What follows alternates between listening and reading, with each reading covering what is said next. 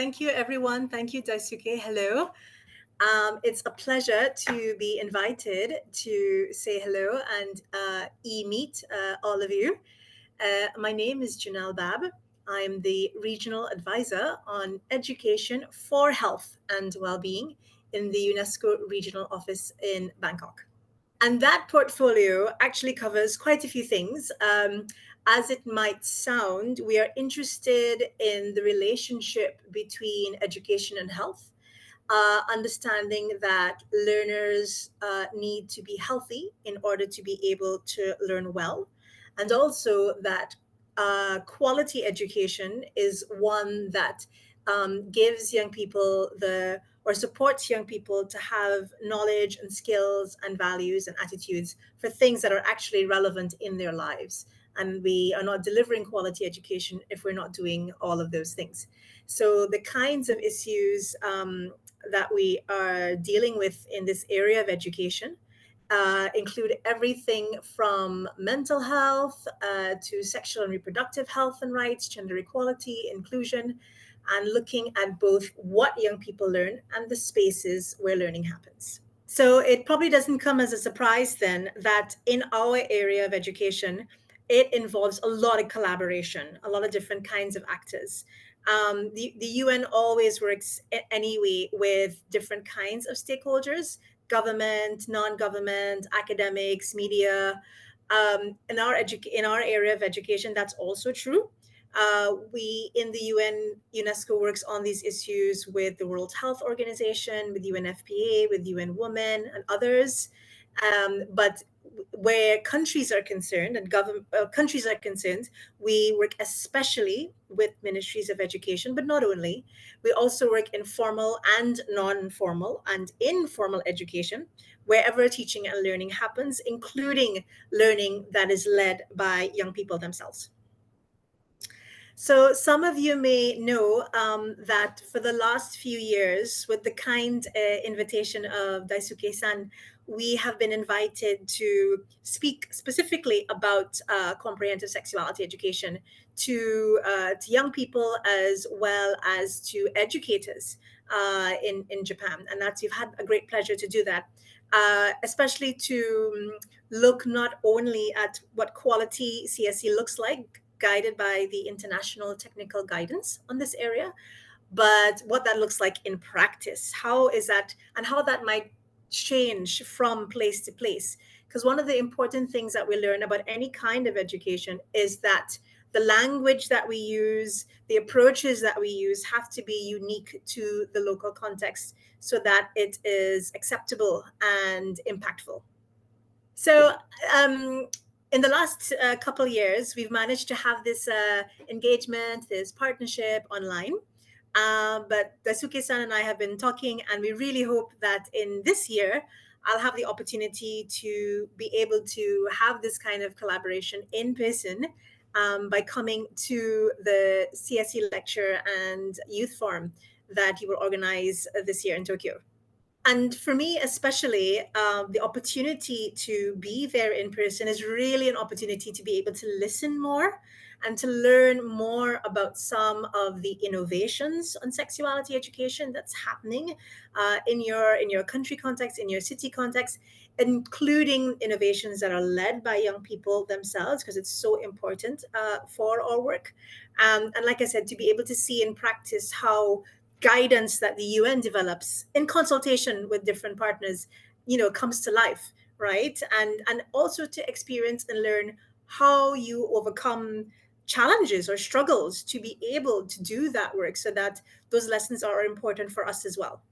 I'm especially excited for this year to be able to be a part of the workshops that you will do. Because from the photos and all of the reports I've seen previously, it's always looked really amazing. And I would be so excited and delighted to be there firsthand to experience the workshops and all the energy that come with having those safe and open discussions about sexuality education.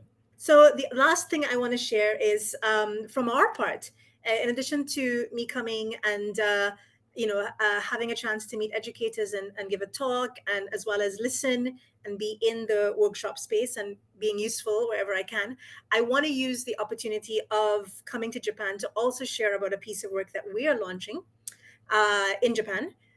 Maybe launch is too big a word, but we have a project that we have been implementing for a few years now, where we invite youth led organizations, especially youth led organizations that are serving young lesbian, gay, bisexual, transgender, or queer young people, to submit proposals for us for our support to work on inclusion, especially inclusion that is related to sexual orientation, gender identity, and expression, to help them navigate spaces where they may face discrimination on the basis of that identity, and to help those learning spaces feel more safe and welcoming and inclusive.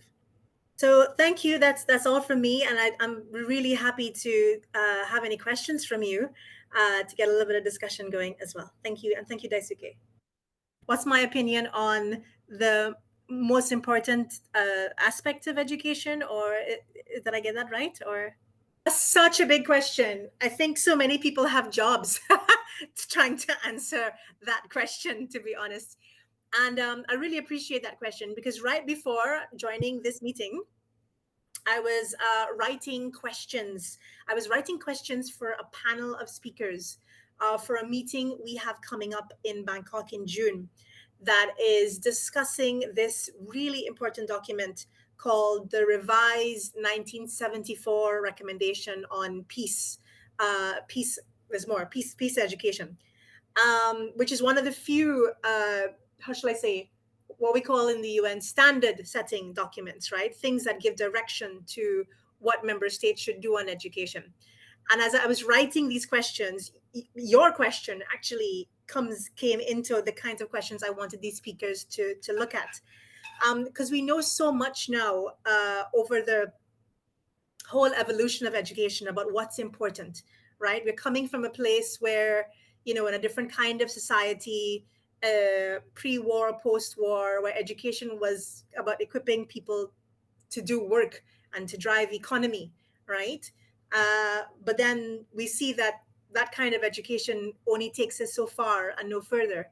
And Sustainable Development Goal 4 and the SDGs in general, and the SDG 4 that builds on the Education for All goal before, is trying to recognize that, okay, when we're talking about education that's of good quality, we have to do so much more than help young people to read and to write and to do arithmetic, but it has to be relevant for every aspect of their lives as individuals and how they interact with and contribute to societies. Yeah, so a little bit more. So in 2022, when I say we, the entire world, had a consultation around what's called the Transforming Education Summit, which is about asking this question that you're interested in. What are we really talking about when we're talking about quality education, right?